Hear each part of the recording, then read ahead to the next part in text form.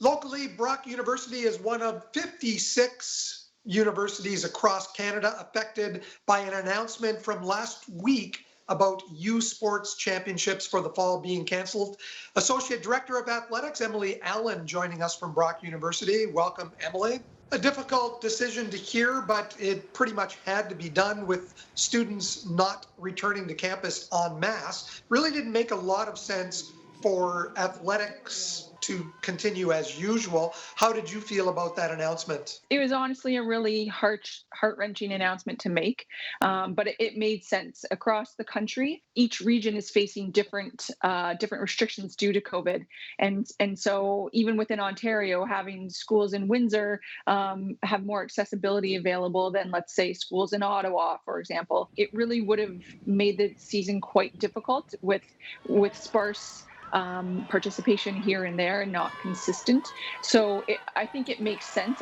It makes sense for the health and wellness of our student athletes and staff and university staff. The sports that were affected, the fall sports, field hockey, cross country, soccer, rugby, and football, which is most likely the most high visibility of all of those sports, the Vanier Cup not running for the first time in how long? Not having a football school, I don't know. I don't follow as much about football. But a very difficult decision when you think of that high profile event, the Vanier Cup. Exactly.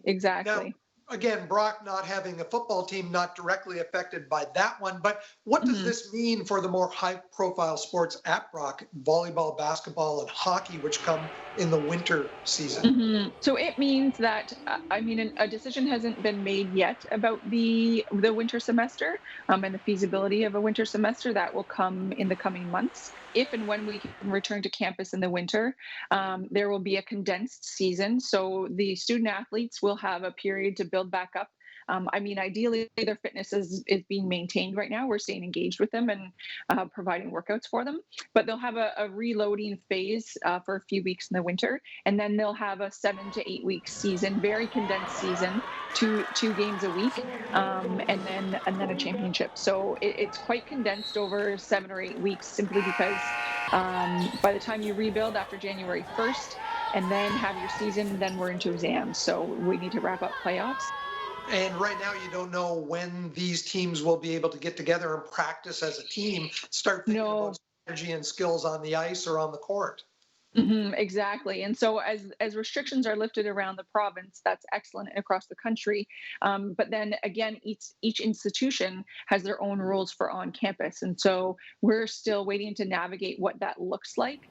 As Associate Director of Athletics, how do you feel when you're listening to the NBA, the NHL, and organizations like that look at options for getting competition started again? I think they're a completely different entity, a completely different beast. When you pay your athletes, you can mandate a little bit more. These are the parameters in place. It's a lot easier for them, I think, and they can say, you all need to live in this location. You need to quarantine yourselves from everybody except for your teammates, and go from there. So it's a lot different. Whereas on the university scene, we are bringing student athletes in and students in from across the country. Universities potentially will be a hotbed for COVID, and we need to ensure that we're protecting the safety, the health and wellness of our student athletes. Will you and other directors of athletics get together and maybe push for an extended year, an extra year of eligibility for student athletes? All the OUA athletic directors and athletic directors across the country have been meeting regularly. We have a weekly call. Eligibility will not be consumed if a student athlete doesn't compete in their sport. So for the fall sports that aren't being run, those student athletes won't consume a year of eligibility, which is really excellent, so that they can come back an additional year if this was their last year and they don't have to worry about it. There are decisions being made right now across youth sports regarding consuming eligibility and what that looks like for the winter sports. Generally speaking, if they play, though, they will be consuming a year. High school sports, there's been no official decision, at least here locally, made about whether or not the high school sports will run this year. How does this affect your recruitment for next year's teams as well? it's an unknown entity this year. I mean, it's going to be that way for all incoming students, period.